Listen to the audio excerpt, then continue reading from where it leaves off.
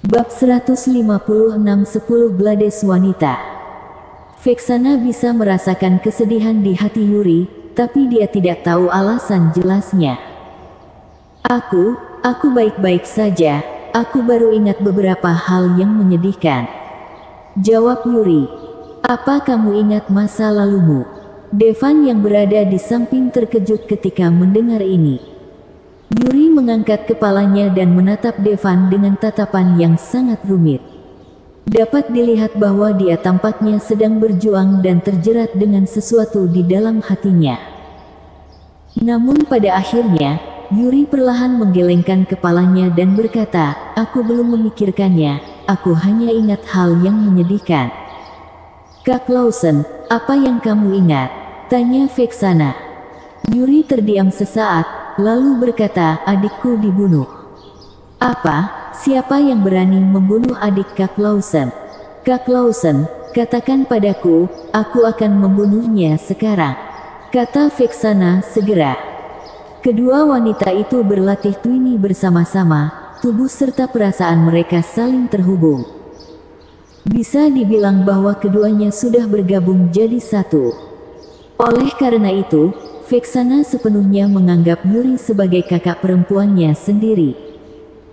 Tidak, bahkan lebih dekat dari kakak kandung, sudah seperti daging di tubuhnya sendiri. Oleh karena itu, setelah tahu bahwa seseorang membunuh adik Yuri, Vexana segera bertekad untuk membalaskan dendam Yuri. Namun, Yuri menggelengkan kepalanya dan berkata, "Kamu bukan lawannya." "Oh, apa orang itu sangat kuat? Bagaimana denganmu, Kak Lawson?" Vexana terkejut. "Aku juga bukan lawannya." Yuri menggelengkan kepalanya. "Jangan takut, Kak Lawson, masih ada tuan kita di sini, tuan pasti akan membalaskan dendammu," kata Vexana. "Ya, aku bisa membalaskan dendammu," Devan juga berkata. Meskipun dia belum lama kenal Yuri, dia juga tertarik dengan kesederhanaan dan keberanian Yuri. Yuri menatap Devan. Setelah sekian lama, dia bicara perlahan, "Aku tidak ingat siapa yang membunuhnya." Devan menepuk bahu Yuri dan berkata sambil tersenyum, "Jangan khawatir, tidak peduli siapa itu, aku akan membalaskan dendammu." "Terima kasih tuan." Yuri menundukkan kepalanya. Di matanya, kesedihan jadi semakin intens. Gerbang rumah sakit. "Tuan Dewa Perang, aku juga penggemarmu." Sekitar 10 menit kemudian, seorang wanita dengan wajah cantik dan bentuk tubuh yang menggoda datang ke Dewa Perang Sanji. Melihat wanita di depannya, Dewa Perang Sanji langsung merasa bahwa wanita itu tidak baik. Wanita ini tidak hanya berwajah galak yang bisa jadi bencana bagi negara, tinggi badan dan sosoknya juga sangat sempurna. Secara khusus, matanya seperti bisa mengeluarkan listrik. Hanya dilihat olehnya, Dewa Perang Sanji merasa mati rasa di sekujur tubuhnya. "Kamu, siapa namamu?" Dewa Perang Sanji segera bertanya. "Tuan Dewa Perang, kamu bisa memanggilku Mia." Wanita itu memakai gaun hitam dengan belahan yang sangat tinggi, rambutnya diikat di belakang kepalanya, dia terlihat sangat cantik. "Mia, nama yang bagus." Dewa Perang Sanji tertarik. Saat ini, banyak mata orang yang tertarik dengan wanita bernama Mia ini. Bahkan merasa bahwa Rinoa yang memiliki puluhan juta penggemar tidak sebanding. Mia ini sangat cantik, sepertinya lebih cantik dari Dewi Rinoa. "Aku tidak kuat. Bu, rasanya aku sudah jatuh cinta." Nyatanya, Rinoa tidak lebih buruk dari Mia dalam hal penampilan. Tapi Rinoa memang seperti perempuan kanti pada umumnya. Masih penuh aura muda. Adapun Mia, seluruh tubuhnya memancarkan aura seorang wanita dewasa. Wanita ini seperti racun. Sulit bagi pria manapun untuk menolak. "Dewa Perang, aku juga ingin jadi wanitamu, aku tidak tahu apakah aku bisa dapat kehormatan itu," Mia berkata dengan lembut sambil menyibakkan rambut ke telinganya. Kata-kata Mia langsung membuat tenggorokan Sanji sedikit berkedut. Kalau saja tidak banyak orang yang hadir, dia akan meniduri wanita bernama Mia ini selama 300 ronde. Kaki ramping dan lurus itu, pinggang kecil yang menggoda. Semuanya merangsang saraf Sanji. Dia sudah bertemu wanita yang tak terhitung jumlahnya. Tapi dia belum pernah bertemu dengan seorang wanita yang begitu menawan dan begitu menggoda hatinya. Intinya, wanita ini sangat menarik, membawa aura wanita dari Douma. Meskipun untuk pria di Douma, setiap orang Al-Sutra sangat membenci mereka. Tapi untuk wanita Douma, mereka sebenarnya sangat populer di kalangan pria Al-Sutra. Bagaimanapun, kelembutan dan kepatuhan wanita Douma lebih bisa menyenangkan pria. Sanji mengedipkan mata pada ajudannya. Ajudannya segera mengerti, diam-diam mengeluarkan kartu nama. Tentu saja, dia tidak akan memberikannya pada Mia sekarang. Dia menunggu beberapa saat ketika tidak ada orang di sekitar, kemudian diam-diam memberikannya pada Mia. Selanjutnya, Sanji sudah tidak tahan. Wajah cantik dan tubuh menggoda Mia, semuanya ada di kepalanya. Kalau saja para penggemar ini tidak terlalu antusias, dia sudah ingin pergi sekarang. Selain itu, kali ini dia tidak datang ke sini untuk bertemu penggemar. Lebih penting lagi, dia ingin membalas murid dan adik laki-lakinya. Bajingan kecil bernama Devan itu pasti akan mati hari ini. Kekuatannya memang telah mencapai High Master kelas S, tapi aku yakin bisa menang. Di sudut terpencil, Mia berkata kepada kedua temannya. High Master kelas S, harusnya tidak jadi masalah besar bagimu kan Nona Mia. Lagi pula, sudah ada 2 High Master kelas S yang sudah mati di tanganmu. Ten menyanjung. Tentu saja, dia tidak akan selamat malam ini. Mia melihat kartu nama emas murni di tangannya, rasa percaya diri yang kuat muncul di wajahnya yang cantik. Wanita di 10 Blades tidak hanya bergantung pada nilai kekuatan. Cantik, tapi juga pembunuh mematikan. Terkadang, kecantikan adalah senjata yang lebih mematikan. Akhirnya, Sanji menemukan alasan untuk meninggalkan rumah sakit. Namun, dia tidak benar-benar pergi. Sebaliknya, dia masuk rumah sakit. Orang itu masih di dalam. Dewa perang Sanji berubah jadi tanpa ekspresi. Meskipun dia tersenyum di luar, dia sudah membuat bawahannya menjaga Devan. Kalau Devan pergi, dia akan segera diberitahu. Dewa perang, dia tidak pergi, tapi apa? Pimpinan Manhua, Regina, sedang menunggumu dan ingin bertemu dengan Dewa Perang. Jawab ajudan itu. Regina, dia mau bertemu denganku. Sanji sedikit mengernyit. Meskipun dia akan segera dinobatkan sebagai Dewa Perang Bintang 5, tapi dia belum dinobatkan sepenuhnya. Sekarang dia masih Dewa Perang Bintang 4. Itu masih setingkat dengan Regina. Bagaimana? Regina adalah penguasa suatu tempat. Dia tetap harus memberi rasa hormat. Pada akhirnya, Sanji menekan niat membunuh di dalam hatinya, lalu berkata, terus awasi anak itu untukku, jangan sampai dia pergi, aku akan pergi menemui Regina dulu. Bersambung.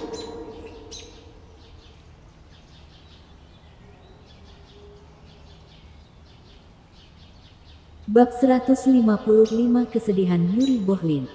Pada saat ini, semua orang menganggap Dewa Perang Sanji sebagai pahlawan yang membunuh anggota 10 Blades. Mata Rinoa juga penuh dengan cinta yang dalam. Meskipun melihat usia Dewa Perang Sanji, dia terlihat agak tua. Mungkin sudah pria paruh baya. Tapi apa bedanya? Aku benar-benar iri pada Dewa Perang Sanji. Ya, jika aku bisa menjadikan Rinoa pacarku, bahkan kalau harus kehilangan 50 tahun hidupku, aku bersedia. Orang-orang memberikan tatapan iri. Melindungi tanah air ini adalah apa yang harus kita lakukan. Tidak ada waktu untuk lengah. Dewa Perang Sanji menghela nafas. Meskipun dia tidak mengatakan dengan jelas apakah dia sudah menikah atau belum. Tapi dia sebenarnya mengisyaratkan bahwa dia belum menikah. Selain itu, jadi anggota keluargaku adalah hal yang sangat berbahaya, kata Dewa Perang Sanji dengan ekspresi sedih. Ini benar. Dewa Perang akan membuat banyak musuh. Oleh karena itu, semua anggota keluarga Dewa Perang adalah rahasia. Hanya sedikit orang yang tahu. Sama seperti Dewa Perang Sanji. Dia adalah kakak laki-laki Hanzel. Hanya sedikit orang yang tahu. Misalnya, sosok besar seperti pimpinan Manhua. Adapun bagaimana Velove tahu, itu karena identitas Velove tidak biasa. Begitu keluarga Dewa Perang terungkap ke publik, kemungkinan besar mereka akan jadi sasaran bagi lawan. Dewa Perang banyak berkorban untuk melindungi kedamaian satu pihak. Terima kasih Dewa Perang atas dedikasimu. Orang-orang terus memberikan pujian. Sanji juga menerimanya. Ini adalah kehormatan yang harus dia nikmati. Tapi, terima kasih Nona Rinoa atas kebaikanmu. Dewa Perang Sanji menolak dengan sopan. Dewa Perang, aku tidak takut. Bahkan, aku tidak harus jadi anggota keluargamu. Aku hanya ingin melahirkan ahli waris untuk Dewa Perang. Rinoa berkata dengan tulus. Bagaimanapun juga itu adalah janjinya. Sang Dewi benar-benar luar biasa. Aku sangat tersentuh. Saat ini, jangankan Rinoa, ada banyak penggemar perempuan yang hadir yang ingin segera melahirkan anak untuk Dewa Perang Sanji. Bagaimanapun, merupakan suatu kehormatan untuk jadi wanita Dewa Perang. Bahkan jika tidak ada status resmi, Dewa Perang, kulihat bahwa kamu punya begitu banyak penggemar yang datang ke tempat ini.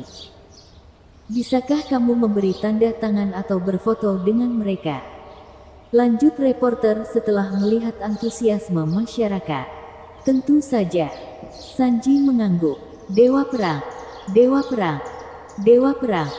Orang-orang meneriakkan kata Dewa Perang lagi. Namun, yang tidak diketahui semua orang adalah, di antara kerumunan, berdiri 3 sosok bertopi bambu. 2 pria dan 1 wanita. Hehe, Dewa Perang Sanji, kamu benar-benar munafik. Salah satu orang dengan topi bambu berbisik. Kalau melepas topi bambu, bisa dilihat ada angka Arab 5 di wajahnya. Pria lain memiliki angka Arab 6 di wajahnya. Tetapi wanita itu tidak punya nomor di wajahnya. Juga, dia tidak cacat, namun, dia memang salah satu dari 10 Blades. Pembunuh laki-laki dari organisasi Killing Blade semuanya akan dirusak. Hanya menyisakan angka Arab. Adapun pembunuh wanita, penampilan mereka juga merupakan semacam tingkatan kekuatan bertarung. Oleh karena itu, pembunuh wanita tidak dibuat rusak. Bahkan nomor mereka tidak akan ditato di wajah mereka. Biasanya akan ditato di tempat yang relatif tertutup. Saat kamu melihat angka pada mereka, kamu mungkin akan mati. Pembunuh laki-laki harus berurusan dengan musuh hanya dengan paksa. Pembunuh wanita juga bisa menggunakan kecantikannya sebagai senjata. Meski nomor seri pembunuh wanita ini tidak terlihat, namun terlihat dari auranya bahwa peringkatnya mungkin tidak lebih rendah dari 2 anggota lainnya. Awalnya, mereka melakukan misi di negara tetangga kecil Al-Sutra. Setelah 2 anggota 10 Blades dibunuh di Al-Sutra, mereka segera ditugaskan untuk datang. Baru-baru ini, pembunuh dari organisasi Killblade sering tumbang di Al-Sutra, termasuk 2 bagian dari 10 Blades. Ini membuat petinggi Killblade sangat marah. Oleh karena itu, kali ini, 3 anggota 10 Blades teratas dikirim sekaligus, bersiap untuk menyerang. Dewa Perang Sanji dengan senang hati mengambil foto dengan para penggemarnya dan memberikan tanda tangan. Tapi dia tidak tahu bahwa dirinya telah diincar oleh 3 anggota 10 Blades. Organisasi Killblade juga menganggap Dewa Perang Sanji sebagai penguasa Al-Sutra yang membunuh 2 anggota 10 Blades. Namun, ketiga orang itu tidak segera bertindak. Dewa Perang Sanji adalah Dewa Perang Bintang 5. Kekuatannya telah mencapai High Master kelas S. Kalau tidak bisa dibunuh dengan satu serangan, mungkin akan jadi masalah. Pada saat itu, orang kuat lainnya dari Al-Sutra akan tertarik. Tidak peduli seberapa kuat mereka bertiga. Mungkin akan sulit bagi mereka untuk pergi hidup-hidup. Mereka sedang menunggu kesempatan. Tunggu sampai Dewa Perang Sanji benar-benar mengendurkan kewaspadaannya sebelum menyerang. Minta para pelayan pergi dan cari tahu kebenarannya dulu. Kalian terus siaga. Pada saat ini, wanita dari 10 Blades itu tiba-tiba berkata, "Siap Nona Berta." 2 orang lainnya segera membungkuk dan memberi hormat. Benar saja, peringkat wanita ini lebih tinggi dari 2 orang lainnya. Saat berikutnya, wanita itu melepas topi dan jubah yang dia pakai. Segera, wajah yang cantik dan bentuk tubuh mempesona terlihat. Dari luar, tidak mungkin untuk mengatakan bahwa dia berasal dari Douma. Bagaimanapun, orang-orang dari Douma terlihat mirip dengan orang-orang dari Al-Sutra. Dia mengikuti kerumunan dan berjalan menuju Dewa Perang Sanji. Di kamar pasien, Yuri dan Vexana sudah bangun dari tempat tidur dan bergerak. Semua dokter terkejut. Bukankah ini sangat mengerikan? Ini tidak lagi dapat digunakan untuk menggambarkan Devan sebagai seorang dokter jenius. Itu jelas dokter ajaib. Biasanya, tidak peduli seberapa baik operasi dilakukan, akan memakan waktu beberapa bulan sebelum memungkinkan untuk bisa bergerak. Tapi Devan, hanya dalam beberapa jam, tidak hanya menyelesaikan operasinya, tetapi juga memulihkan kemampuan kedua gadis itu untuk bergerak. Meskipun kalian telah memulihkan kemampuanmu untuk bergerak, kalian berdua tidak boleh menggunakan kekuatan untuk saat ini. Kalau tidak, masih ada kemungkinan untuk patah lagi. Devan memperingatkan. Junior. Sekarang Dewa Perang Sanji sibuk berfoto dengan para penggemarnya. Kamu harus pergi lewat pintu belakang dulu. Velove masih membujuk Devan, berharap Devan akan pergi untuk saat ini. Senior, jangan bujuk aku lagi. Aku tidak akan pergi. Apa yang akan kamu lakukan kalau aku pergi? Lalu untuk keluargaku, apa yang akan kamu lakukan? Devan berkata dengan suara yang berat. Dia masih ingat untuk berhadapan dengan Torang Sakro. Mereka menangkap anggota keluarga Evelyn. Dia tidak ingin itu terjadi lagi. Oke, Junior. Aku tidak akan membujukmu lagi. Tapi kalau kamu mati, aku akan ikut mati bersamamu. Velove menjawab. Devan tersenyum dan berkata, tenang saja. Dewa Perang Bintang 5 tidak bisa berbuat apa-apa padaku. Junior, aku benar-benar ingin tahu tingkatan apa yang telah kamu capai. Velove tahu bahwa Devan terus berani untuk tinggal. Dia mencoba yakin. Aku tidak tahu tingkatan spesifiknya. Bagaimanapun, pasti tidak akan ada masalah kalau berurusan dengan Dewa Perang Bintang 5. Kata Devan dengan percaya diri. Kak Lawson, ada apa denganmu? Pada saat ini, Vexana tiba-tiba menatap Yuri. Dia dan Yuri memiliki koneksi. Saat ini, dia merasa hati Yuri sangat sedih. Bersambung.